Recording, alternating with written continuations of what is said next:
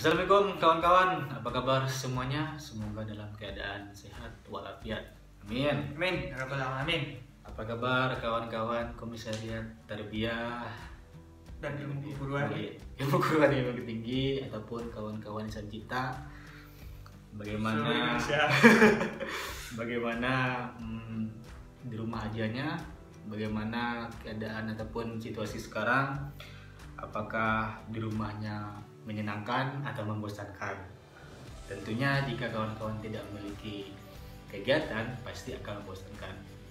Untuk itu pada kesempatan ini kami ingin mencoba membahas ataupun lebih tepatnya berdiskusi tentang lebih ke pengalaman sebelumnya.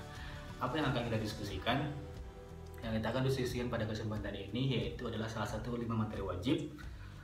Yang materi ini adalah materi yang sangat urgent lah, ya Bang ya.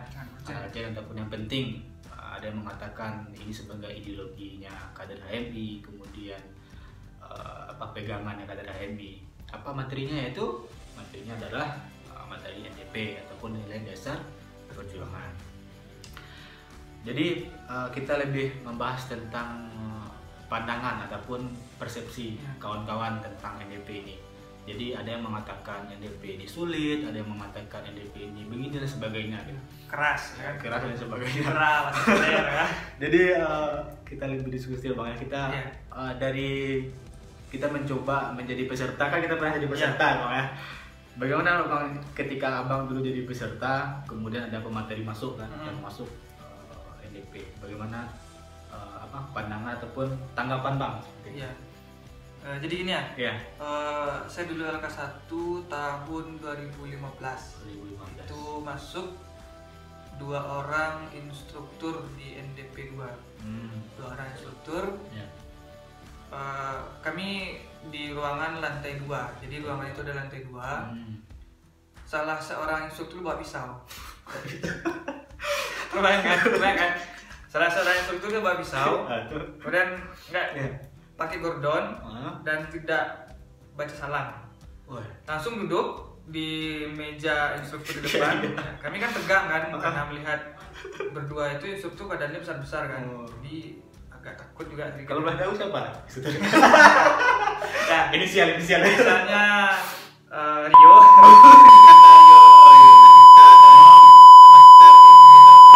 Sudah jadi 2 orang ini sudah jadi master ya. Jadi beliau ini adalah orang yang membantu kami dalam menanamkan keimanan yang benar-benar iman. Mana yang sebenarnya iman atau mana yang sebenarnya iman yang selama ini didoktrin bagi kita.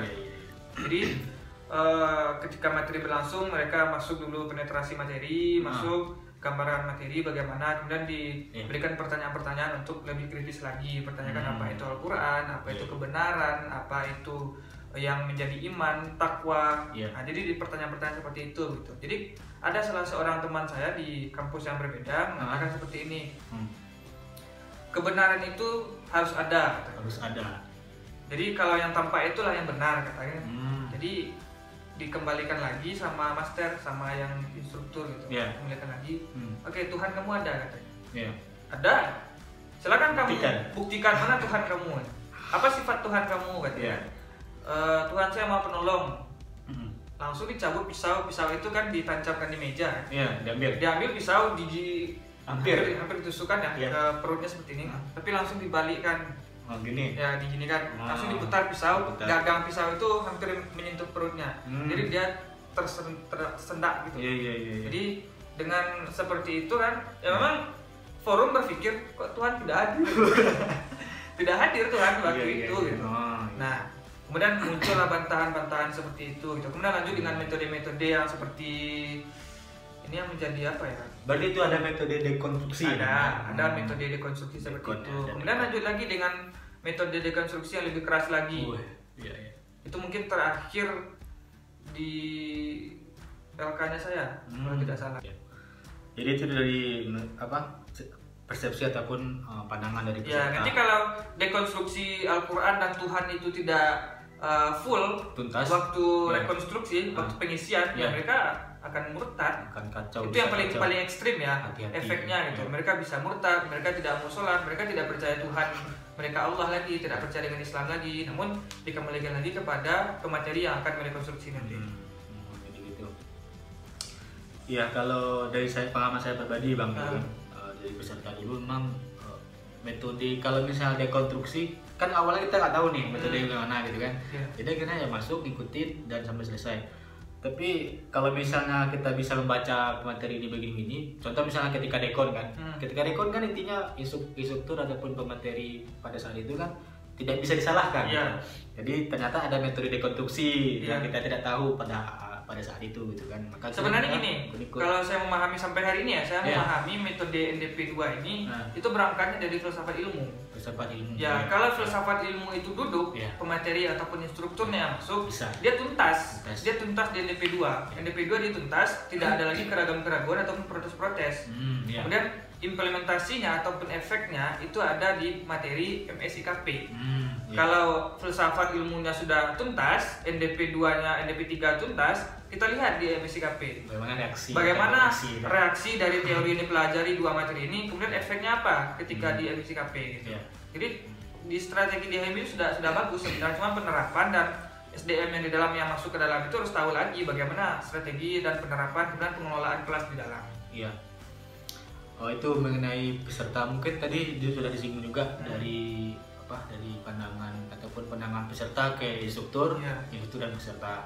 Jadi instruktur ada metode dekon dan recon di situ, rekonstruksi atau rekonstruksi. Rekonstruksi itu menghancurkan atau menggoyahkan menggoyahkan keimanan, kepercayaan. Kemudian ada recon, membangun kembali. Yang menarik ini Bang, ada dari berbagai cabang sesuai dengan pengalaman ataupun diskusi dengan kawan-kawan nih, ada beberapa cabang yang tidak setuju dengan metode dekonstruksi. Nah, jadi kalau misalnya metodenya apa dulu? Metode lempar-lempar atau mempertanyakan Tuhan atau bagaimana? Ya, mempertanyakan seperti tadi, dekonstruksi kenapa Tuhan ini ekstrim ya? Ekstrim lah, gimana Bang? Kalau menurut saya semua metode ini konteksnya kepada pembelajaran lagi ya. Model pembelajaran, strategi pembelajaran yang dimuatkan dalam pentrainingan di HMI. Saya pikir semuanya bagus ya. Kenapa saya katakan bagus? Karena saya merasakan sendiri ketika didekon oleh dua orang master yang tadi, bagaimana efeknya ketika kita mempertanyakan Tuhan, mempertanyakan keimanan tadi, mana kita lebih paham. Kemudian ada beberapa cabang yang tidak setuju ataupun badan pengelola latihan tidak setuju dengan metode-metode seperti itu. Saya pikir tidak mengatakan untuk tidak setuju, kurang tepat. Ya, saya pikir tidak seperti itu seharusnya. Cuman bagaimana kita menciptakan model ataupun strategi yang baru dalam pembelajaran di kelas, dalam pentrainingan. Ada nggak ataupun metode yang baru ataupun yang lain ataupun model di dalam yang bisa kita pakaikan?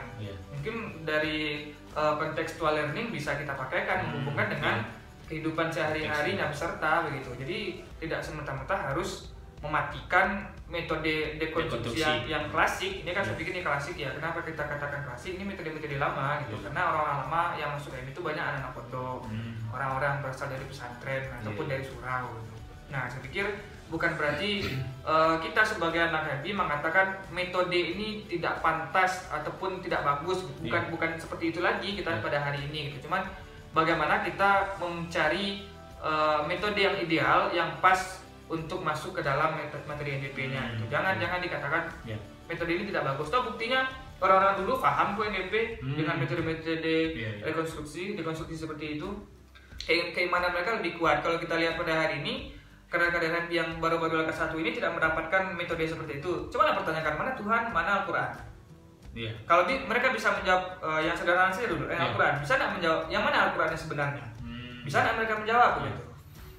Lebih dikembalikan kepada penguatan keimanan. Saya pikir seperti itu kalau masalah metode. Dekonstruksi ya. Jadi intinya dekonstruksi ini bagus. Saya juga pikir kawan-kawan ini bukan mengatakan tidak setuju, tapi mungkin ketika keadaan sekarang dengan kaum milenial dan metode dekonstruksi yang ekstrim sebegitunya gitu, mungkin lagi gitu, budaya literasi kita turun kan. Jadi bisa metode dekon bagus, tapi tidak terlalu ekstrim seperti dulu. Itu Bang ya. Kemudian lanjut ini mengenai materi NDP-nya lagi. Ya. Materi NDP-nya. Ada yang juga mengatakan NDP ini sulit dipahami, sulit dipahami. Beberapa kawan-kawan ataupun yang pernah mengatakan langsung gitu kan, sulit dipahami. Kemudian akhirnya ketika sulit dia memahami, dia tidak ingin mendalami NDP. Gitu. Ya. Jadi menurut kamu bagaimana sebenarnya materi NDP? Jadi seperti saya katakan di materi sebelumnya, HMI itu kan sebagai lembaga pendidikan non formal ya. Nah, lembaga pendidikan tentu ada gurunya. Kalau di HMI ada gurunya, instruktur, ada pemateri gitu. Nah, kalau ada peserta ataupun yang baru setelah LK1 ditanyakan NDP itu sulit nah, kalau mereka menjawab sulit, berarti yang gagal itu siapa?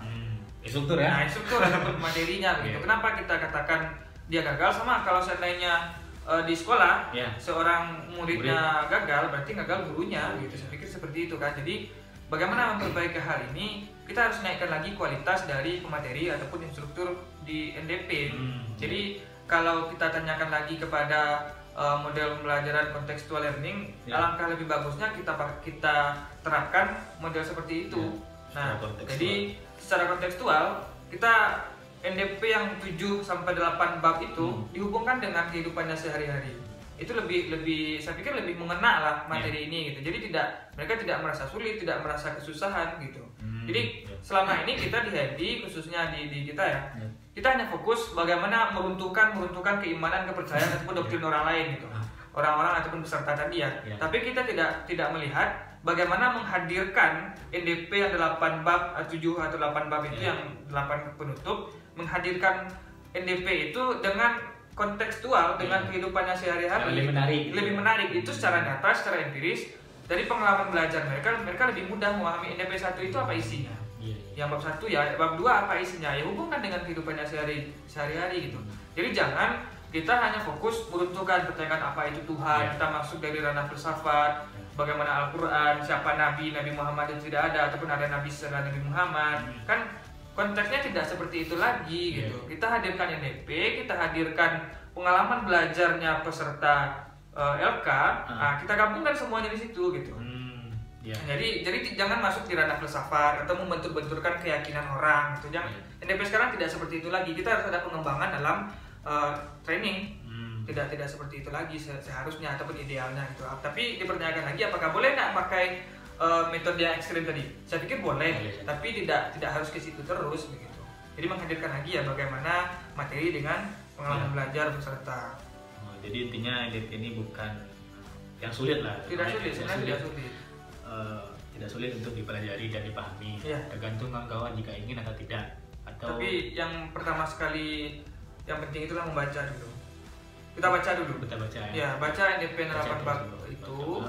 Baru kita diskusikan. Nah, makanya saya katakan tadi harus ada peningkatan SDM dari struktur ataupun materi. Tidak hanya kita berretorika, improvisasi dalam forum, kemudian manajemen konflik di dalam forum suka-suka hati saja. Yang penting ada reaksi dari peserta.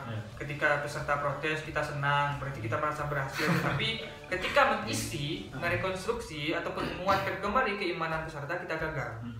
Nah, itu tidak akan sejalan nanti antara instruktur dengan pemateri. Apa yang dikatakan instruktur kemudian tidak nyambung dengan pemateri. Itu yang sulit nantinya. Oke. Jadi itu tadi tentang materi NDP ataupun pandangan.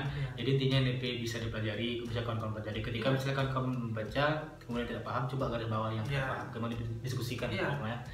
Jadi itu dulu kawan-kawan. Ini sekedar motivasi satu lagi ya.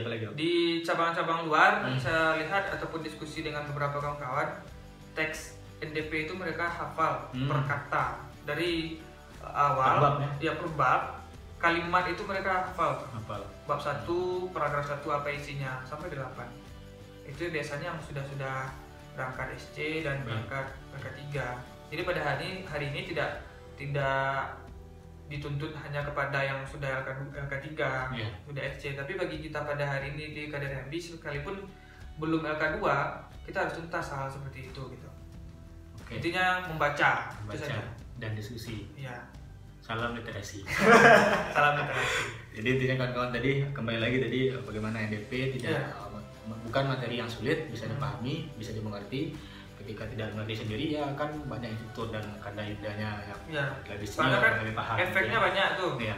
Selesai belajar NDP ataupun kader HMI ini paham tentang NDP. Mereka menguasai NDP tapi tidak menerapkan. Masih banyak kok anak-anak HMI yang tidak sholat. Saya pernah waktu screening saya tanyakan kepada calon peserta ini, kenapa kamu mau masuk HMI? Ya saya mau saja katanya kan. Saya sampaikan di HMI banyak orang yang tidak sholat. Setelah saya bicara langsung azan zuhur. Kamu lihat anak-anak HMI tidak sholat, saya bilang kan. Ya karena mereka ada motivasi dari beberapa orang ya tetap saja. Yang penting lulus dulu screening kan, barulah masuk. Alhasil apa? Mereka setelah ke-1 tidak aktif lagi karena hanya mengejar keaktifan di awal saja gitu. Jadi di NDP kita tidak hanya belajar tentang konsep saja. Jadi yang mengaku sebagai NDPers tapi tidak sholat, tidak mengamalkan bab yang 8 itu belum NDPers saya pikir gitu. Ataupun ya sholat saja masih tunda-tunda kan. Membantu orang saja masih mikir-mikir kan, sedekah saja masih kurang. Kadang lawan bicara sendiri karakternya dimatikan, nilai NDP-nya di mana gitu kan. Nah, kemudian lagi di kongres, di konferensi sampai tidak beretika kan, ada yang naik ke atas meja, atas kursi, berkata-kata kotor gitu, sampai bilang jancuk kan. Kan nggak enak kan. Jadi tidak etis. Memang tidak masalah sebenarnya, cuma tidak etis saja. Kita berbicara dalam forum yang formal, kaum akademis, tetapi etikanya tidak diperhatikan. Jadi pertanyaannya kembali, NDP-nya mana? Jadi kalau hal seperti itu sudah terjadi, saya katakan di HMI tidak ada lagi NDP. NDP itu tidak ada gitu. Sama yang dikatakan Sujiwo Tejo Pancasila, dia lagi bicara, orang bicara juga di depan di LSC kan. Nah, Pancasilanya di mana? Sama dengan di HMI. NDP tidak ada di HMI kalau seperti itu terjadi lagi gitu. Saya pikir demikian, itu saja. Jadi itu hal yang lebih penting lagi bagaimana kawan mengimplementasikan NDP tadi, tidak hanya sebatas teori. Karena aksi tanpa teori adalah anarki dan teori tanpa aksi adalah omong kosong. Oke, itu dulu kawan-kawan pada kesempatan ini. Silahkan jika ada kritik dan saran silahkan komen di bawah. Siap. Kemudian jika ada request untuk materi apa yang kita sampaikan, kita akan berusaha untuk menyampaikan kepada kawan. Demikian saya akhiri. Assalamualaikum warahmatullahi wabarakatuh.